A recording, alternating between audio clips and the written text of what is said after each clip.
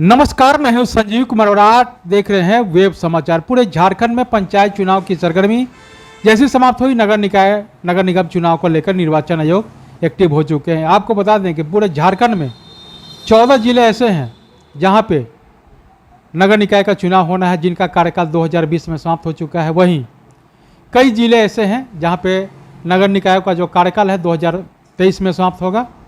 हालांकि सरकार अभी इस पर विचार कर रही है, मंथन कर रही है कि मैं दोनों का चुनाव साथ में कराएं या अलग अलग। हालांकि जो संकेत आ रहे हैं नवंबर या दिसंबर में कंबाइंड इलेक्शन होगा। आपको बता दें कि ये तो सरकार की बात हुई, कब चुनाव कराना चाहते हैं वो करा सकते हैं। निर्वाचन आयोग के पास अधिकार है कि वो 6 महीने पहले या 6 महीने बाद चुनाव करा सकता है। बहरहाल अभी हम आए हुए हैं गिरिडीह जिला में वार्ड नंबर, यहाँ नगर निगम क्षेत्र है और वार्ड नंबर 11 में आए हुए हैं। और यहाँ के जो पार्षद हैं अशोक जी हैं, तो इनसे जानते हैं कि जनता ने जब इनको 5 वर्षों के लिए समय दिया, इन 5 वर्षों में इनके द्वारा क्या कुछ डेवलपमेंट यानी विकास का काम किया गया। जब ये जनता के बीच गए थे और जनता को इन्होंने वादा किया था कि अगर आपका स्नेह प्यार मिला तो मैं ये सब काम करूँगा, और जनता का प्यार मिल चुका है। अब इनके द्वारा क्या कुछ डेवलपमेंट किया गया है, अब तक जो चुनावी वादे किए थे क्या कुछ विकास हुआ, तमाम बिंदुओं पे बात करेंगे।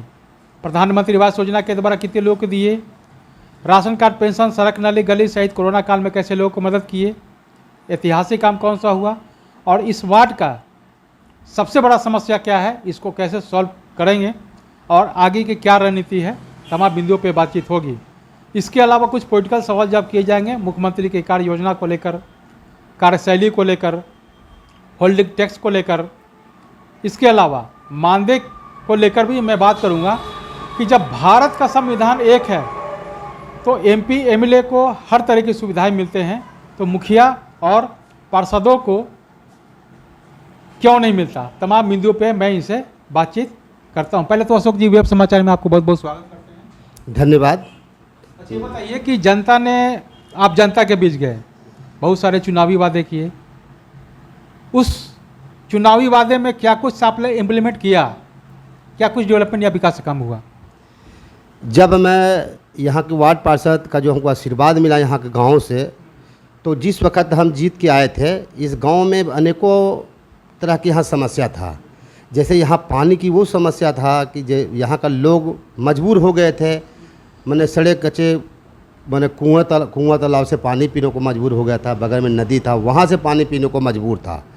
वैसे परिस्थिति में मुझे नगर निगम तो पानी नहीं दे सका, तो मैं अथक प्रयास करके रुवन मिशन के द्वारा एक यहाँ पानी का टैंकी बना करके हर घर में नल जल का योजना चला करके हम हर घरों को तक नल और पानी का व्यवस्था किए यहाँ पर।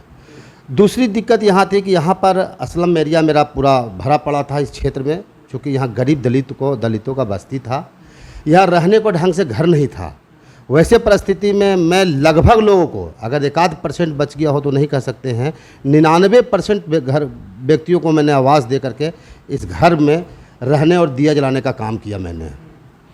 तीसरी यहाँ पर सबसे बड़ी समस्या एक और थी कि यहाँ पर हम लोग ये वार्ड में सबसे बड़ा वार्ड मेरा 11 नंबर वार्ड है।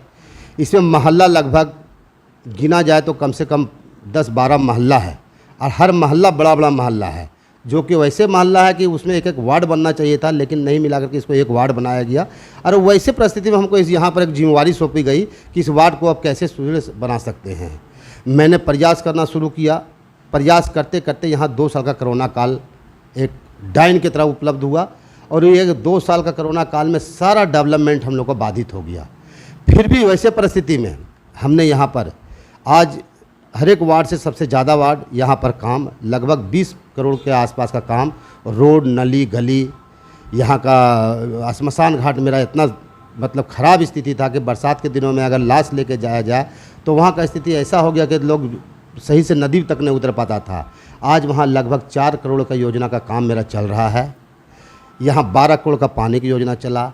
यहाँ रोड और नली गली जो है लगभग हमको 20 से 22 करोड़ का बनाया गया।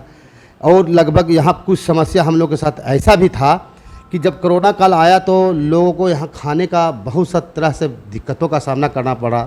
तो वैसे परिस्थिति में कुछ हमको निगम ने मदद किया, और मैं स्वयं खुद अपने से लगभग 12 क्विंटल चावल, आटा, ये सब व्यवस्था कराया किए। और यहाँ के जितने भी गरीब दलित घर में जो चूल्हा नहीं जलने का योग्य था उसको हमने जलाने का काम किया। बगल में हम धन्यवाद उन्होंने भी देना चाहते हैं, जो मेरे बगल में कबीर ज्ञान मंदिर है, आश्रम है, वो आश्रम की माता से भी हमने निवेदन किया, रिक्वेस्ट किया, तो वो भी लगभग हमको लगता है कि उस परिस्थिति में हमको काफ़ी मदद किया। आटा, चावल, तेल, मसाला, साबुन, बिस्किट, ये सब सारा दे करके कि नहीं अपने वार्ड को आप वादा किए हैं और हम मेरा एक धर्म बनता है कि लोगों को हम मदद करें। तो उन्होंने भी बढ़ चढ़ कर मदद किया, मेरी वो मान सम्मान रखा। तो वैसे परिस्थिति में आज कबीर ज्ञान मंदिर को मैं भी उनको भी धन्यवाद देना चाहता हूँ कि ये कोरोना ऐसा काल में वो हमको मदद किए।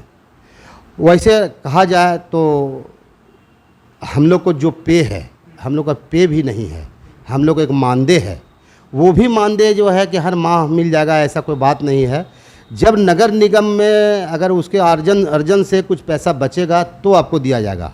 तो वैसे परिस्थिति में हम सरकार से भी एक गुजारिश रिक्वेस्ट करना चाहते हैं कि अगर एमपी है वो भी जनप्रतिनिधि है, एमएलए है वो भी जनप्रतिनिधि है, एक वार्ड पार्षद है वो भी जनप्रतिनिधि है, तो उसे क्यों नहीं तनख्वाह दिया जाता है, क्यों नहीं उसको पेंशन दिया जाता है? इस पर भी सरकार को ध्यान देना चाहिए। क्योंकि हम लोग एक घर घर में जा कर के सुबह शाम उठते हैं, हम लोग दिन भर परेशान रहते हैं, कौन जनता को दिक्कत है, कहाँ नली जाम है, कहाँ कोई जानवर मर गया है, कहाँ क्या है, इसको सुबह से लेकर शाम तक हम लोग ऐसे परिस्थिति में उठवा करके साफ़ सुथरा कराने का हम लोग काम करते हैं।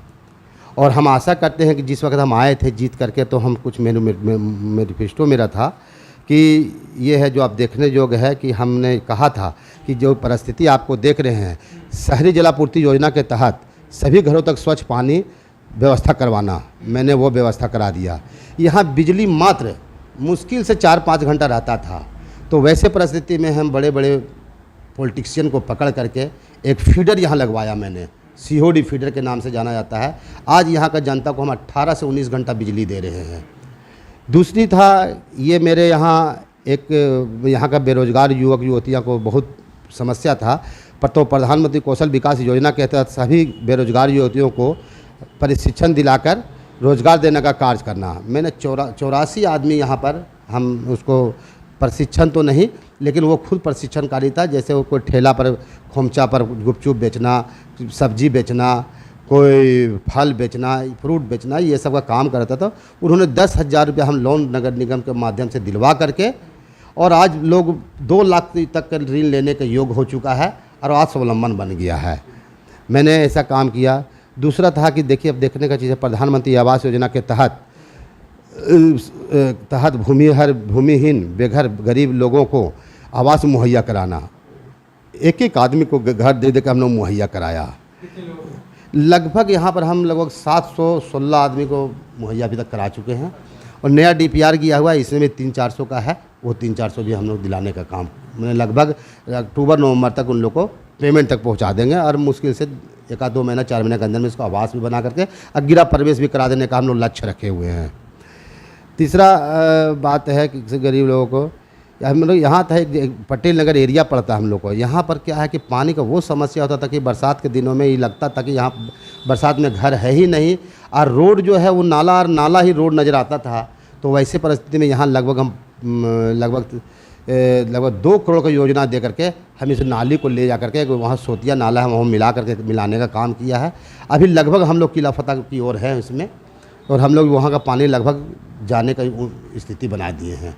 कुछ जगह है जहाँ पर अभी रोड नली के लिए निकला हुआ है टेंडर, ये भी काम लगभग 5-10 दिन के अंदर में लग जाएगा। तो मैंने अथक प्रयास किया, 2 साल 2.5 साल का ही कार्यकाल हमको मिल पाया। इस कार्यकाल में हमने सारा जो वादा किया था वो लगभग पूरा कर दिए हैं। और आशा कर रहे हैं कि अभी जो हमारा 4-6 महीना बचा हुआ है इसमें भी लगभग पूरा कर देंगे। और अगर वैसा परिस्थिति बना और फिर हम दोबारा अगर इस बार जीत के आएँ तो यहाँ समस्या कुछ रहने ही नहीं देंगे, ऐसा जनता को विश्वास दिलाते हैं। और ऐसा हमने जो किया है ये मेरा उपलब्धि का एक बहुत बड़ा उपलब्धि का मेरा सर्टिफिकेट है। इसको लोग समझे, जाने, और हम आशा करते हैं एक बार फिर हमको दोबारा मौका दे कि ये 2 साल का कोरोना काल का जो बचा हुआ, जो कार्यकाल में जो थोड़ा वो धीमी गति हुआ, इसको आने वाला दिनों में स्पीड गति करके हमने पूरा करने का काम करेंगे। जी बताइए कि इस वार्ड की सबसे बड़ी समस्या क्या है अभी तो सबसे बड़ी समस्या जो थी तो टल चुकी है। अभी समस्या थोड़ा बहुत समस्या वही थोड़ा नाला और पीसीसी का है समस्या है। ये बताइए कि आगे क्या सोचते हैं, अगर जनता का प्यार स्नेह अगर लगातार आपके ऊपर बरकरार रहता है और आपके पास काम करने का भी अनुभव हो चुका है, तो क्या आप उप महापौर के लिए फाइट करेंगे? जी नहीं, चूँकि यहाँ महापौर का जो मामला है वो थोड़ा मैंने ऐसा है कि वो हमको पूरे 3600 वार्ड के लिए देखना पड़ेगा। एक बार तो हम चाहेंगे कि हम कोई महापौर की ओर नहीं, एक बार हम फिर वार्ड पार्षद आकर के जिस वार्ड नंबर 11 में बची हुई समस्या को पहले हम उसको समाप्त कर दें कि यहाँ समस्या बोल के कोई सब चीज़ नहीं रहे, जो आने वाला दिन में लोग याद करें। फिर उस पर विचार किया जाए, उसके बाद फिर हम विचार करेंगे कि अगर वैसा। अच्छा ये बताइए कि अगर दोबारा से मौका दे दिया तो इस वार्ड को मॉडर्न, ऐतिहासिक, आदर्श और स्मार्ट वार्ड के रूप में कैसे डेवलप करेंगे? क्या कुछ आपने सोच रखा है? जैसे हम तो जो मॉडर्न के लिए पहले ही सोच रखे थे, उस मॉडर्न में हम तो अभी जहाँ पर सोलर सिटी सिस्टम जो आज हमारे पास नगर निगम के द्वारा जो लगने जा रहा है, जो माननीय मुख्यमंत्री का एक घोषणा था कि गिरिडीह जिला को हम यहाँ पर सोलर सिटी बनाएंगे, तो वो सोलर सिटी का हम लोग को योजना पास हो चुका है। और सबसे पहले हम आशा कर रहे हैं कि हमारा 11 नंबर वार्ड से ही सोलर सिस्टम जो चलेगा वो यहीं से शुरू होगा, ऐसा हम उम्मीद करते हैं। अगर वो लग गया तो इतना बात है कि ये हमारा जमशेदपुर जैसा सिटी नज़र आने लगेगा यहाँ पर। और आने ही नहीं लगेगा, आशा कर रहे हैं कि हमने जो लिख के दिए हैं 6 महीना का समय लिया गया हमसे, वो अगर लगा तो एक और नई उपलब्धि मेरे लिए यहाँ होगा। यहाँ सोलर सिस्टम से रोड नली गली में ही नहीं बल्कि हर घर के आवास पर एक सोलर प्लेट लगाया जाएगा। उस सोलर प्लेट के माध्यम से वो बिजली खुद भी अपना जला सकेगा और बचा हुआ बिजली को खुद भी वो क्रय के रूप में हमारी झारखंड सरकार वो लेने जा रही है, वो लेगी। अच्छा ये बताइए कि झारखंड के ही पूर्व राज्यपाल हैं द्रौपदी मुर्मू, कल उन्होंने राष्ट्रपति पद के रूप में उन्होंने शपथ ग्रहण किया, कैसा लग रहा है आपको? हम तो दिल से उनको मैंने क्या कहें, जितना भी कहा जाए कम है कि ये द्रौपदी मुर्मू अपने लिए नहीं बल्कि पूरे देश के लिए एक पैगाम छोड़ी है कि गरीब का बच्चा सपना अगर देखे तो उस सपना को पूरा कर सकता है। और सेवा करने का जो अपना दिल में जो बच्चा रखी है वो सेवा का मौका भी देगी। हम तो धन्यवाद दिल से देना चाहता हूं। और वैसे लोगों को जिन्होंने इनको वोट दे करके वहां तक पहुंचाया है उनको भी मैं धन्यवाद देना चाहता हूं कि एक गरीब के बेटी को आज राष्ट्रपति के रूप में आज हम लोग देख रहे हैं और उनका सपना को पूरा किया। वो जब से झारखंड राज्य का गठन हुआ तब से कई मुख्यमंत्री आए और गए, काम के मामले में सबसे बेहतर कौन? देखिए, कई आए गए तो वैसा तो हमको कभी अवसर नहीं मिल पाया। हम तो 2 मुख्यमंत्री का कार्यकाल में हम जीत के आए थे, चूँकि ये फर्स्ट बार वार्ड बना था तो हम पहले जीत के आए थे। तो मैं ऐसा किसी को दोषारोपण नहीं करता हूँ। हम तो चाहते हैं कि जो लोग में कर्मठता होगा, जिसके अंदर काबिलियत होगा, तो मुख्यमंत्री कोई भी रहे उसे काम लेने का जिसके पास योग्यता है वो ले लेगा। मैंने रघुवर सरकार से भी लिया और हेमंत सरकार से भी लिया। हेमंत सरकार भी बने मुख्यमंत्री तो हम लोग जितने बात रखे उनके बीच में वो सारा पूरा करने के लिए हम लोग से वादा किए और वो पूरा कर रहे हैं। उसी तरह रघुवर दास भी बोले तो वो भी पूरा किए। तो सरकार में है तो आपका अपने अंदर में कर्मठता होना चाहिए कि आप किस रूप में उसको भी इस्तेमाल कर सकते हैं उनको और कैसे ले सकते हैं काम। अच्छा बताइए कि अग्निपथ योजना सही है या गलत है? उसमें जाति का जो कॉलम दिया गया है रहना चाहिए कि नहीं रहना चाहिए? देखिए, ये तो अग्निपथ की योजना है, मेरे समय से थोड़ा सा इसमें संशोधन होना चाहिए। ये जाति प्रथा से उठ कर काम करना चाहिए। और रहा बात जो थोड़ा सा जो स्थिति बनाया हुआ है कि नहीं इसमें इतने साल में इसको रिटायरमेंट कर देंगे, ये रिटायरमेंट की जो मामला है ये कहीं से हम लोग को समझ में नहीं आ रहा है कि क्यों रिटायरमेंट करना चाहते हैं। वो आदमी जब आपका काम कर रहा है, देश के लिए काम करना चाह रहा है, वो जज्बा पैदा कर रहा है, जब उस मैंने सीख साख करके पूरी तरह से मजबूत हो जाएगा, वैसे परिस्थिति फिर उनको अब निकाल देते हैं। तो क्यों? आपको तो देश को ज़रूरत है, वैसे जवान का ज़रूरत है जो कितना एक्सपीरियंस है उसके पास, वो काबिलियत दिखाने का मौका अवसर दे रहे हैं। तो उनको रिटायरमेंट की जो मामला है वो नहीं होना चाहिए। ये मेरे समझ में ये थोड़ा है, इस पर संशोधन होना चाहिए। होल्डिंग टैक्स का जो बढ़ोतरी है ये सरासर गलत है। इस पर एक तरफा विचार किया गया है। हम लोगों ने बोर्ड में भी आवाज़ उठाया कि इस तरह से बढ़ोतरी करना एकदम सरासर जनता के साथ अन्याय है और गलत है, ऐसा नहीं होना चाहिए। बढ़ने का एक सीमा होता है कि अरे 2% 4% बढ़ाया जाएगा, इस तरह से 20-30% बढ़ा करके ये गरीब लोगों पर बहुत बड़ा एक बोझ डालने का काम कर रहा है। और हम लोग भी मांग किए हैं और आपका चैनल के माध्यम से भी हम मांग करते हैं कि उस पर विशेष विचार किया जाए। टैक्स सारे लोग देने के लिए तैयार है, लेकिन टैक्स का बढ़ोतरी इस तरह देने से गरीब लोग को मर जाएगा और गरीब लोग दे भी नहीं पाएंगे। उस तरह से ये मामला है जो होल्डिंग टैक्स का विचार करना चाहिए इस पर, और होल्डिंग टैक्स का बढ़ोतरी पर इस पर निर्णय लेना चाहिए। अभी हमारे यहाँ की बात ले लीजिए, मेरा यहाँ नया वार्ड है, यहाँ पर 80% ऐसे गरीब दलित है जो रोज़ कमाता है रोज़ खाता है। अब वो आदमी को ऐसा एक तरफी बोझ दे दीजिएगा कि नहीं 5,000 10,000 का बोझ दे दीजिएगा, तो वो दे नहीं सकेगा। तो हमने भी मांग किया कि कम से कम जो आप टैक्स ले रहे हैं और इसमें जो टैक्स का जो बढ़ोतरी है उस पर एक बार विचार करिए, और इस पर जो एक फ़ाइन के रूप में जो आप बोल रहे हैं कि 2,000-3,000 देना पड़ेगा, उस पर भी एक बार विचार करना चाहिए कि कहाँ से फ़ाइन दे सकेगा। इसे 6 महीना के लिए छूट दीजिए, यहाँ सारे लोग बोल रहा है कि हम लोग सारे लोग टैक्स दे देंगे, तो वो बोझ हटना चाहिए, इस पर विचार करना चाहिए सरकार को। तो आपने सुना कि जिस तरह से वार्ड पार्षद हैं अशोक जी हैं, वार्ड नंबर 11 के हैं, इन्होंने क्या कुछ कहा डेवलपमेंट को लेकर, विकास को लेकर, कोरोना काल को लेकर, ऐतिहासिक काम को लेकर, इस वार्ड की क्या समस्या है, इन समस्याओं को कैसे निवारण करेंगे, आगे की क्या रणनीति है, राष्ट्रपति चुनाव को लेकर, इसके अलावा मुख्यमंत्री की कार्यशैली को लेकर, होल्डिंग टैक्स को लेकर तमाम बिंदुओं पे इन्होंने बेबाक रूप से रखने का काम किया है और सरकार से मांग किया है कि कम से कम होल्डिंग टैक्स जो है उस पर विचार करें, क्योंकि अचानक से जो लोग हैं, पहले तो आपको बता दें कि कोरोना से लोग पीड़ित थे, रोज़गार उन लोगों का छीन चुका है, और अचानक से आप उस पर उन लोगों पे होल्डिंग टैक्स डाल रहे हैं, तो कहीं से ये उचित नहीं लग रहा है। तो सरकार को इस पर विचार करना चाहिए, मंथन करना चाहिए और सोच समझ के फिर से इस पर होल्डिंग टैक्स को जो है लागू करना चाहिए। तो अब चलते हैं दूसरे वार्ड के जो वार्ड पार्षद उनके पास और उनसे जानते हैं कि उनके द्वारा क्या कुछ डेवलपमेंट यानी विकास का काम किया गया है। तमाम बिंदुओं पे मैं उनसे भी बातचीत करूंगा। और अगर आपने हमारे चैनल को अब तक सब्सक्राइब नहीं किया तो सब्सक्राइब कर ले, बेल आइकन भी दबाएं ताकि हर छोटी बड़ी खबरों शुरू हो सके। बहुत बहुत शुक्रिया।